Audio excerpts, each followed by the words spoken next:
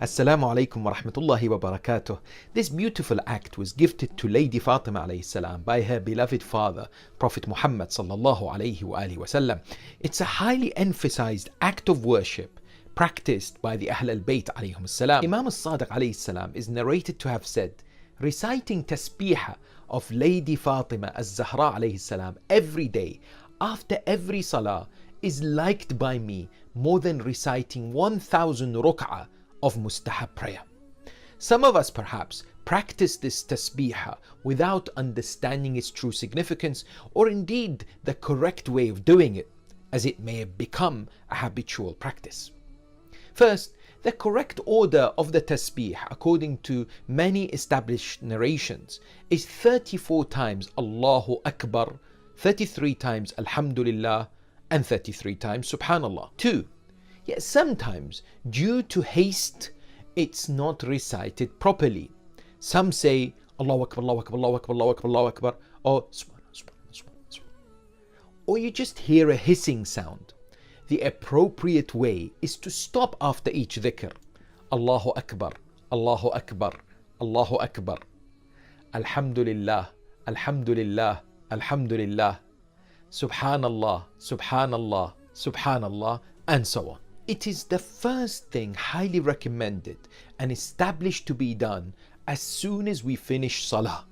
Imam al-Sadiq alayhi salam is reported to have said, one who recites the tasbeeh of Lady Zahra alayhi salam before even moving their feet, Allah will forgive them. Number 4, it is also very much recommended for this particular act of worship to be recited just before going to sleep as well. One who recites the tasbeeh of Lady Fatima Zehra alayhi salam at the time of going to bed, they will be accounted amongst those who have remembered Allah a lot, according to the narration. Some of our ulama suggest that reciting tasbeeh Fatima Zehra alayhi salam at night protects against nightmares as well. Imam al-Sadiq alayhi salam is reported to have said, we teach our children tasbeeh of Fatima as much as we teach them how to pray. Let's lead by example and inspire our children and youth not to neglect this incredibly rewarding act of the remembrance of Allah.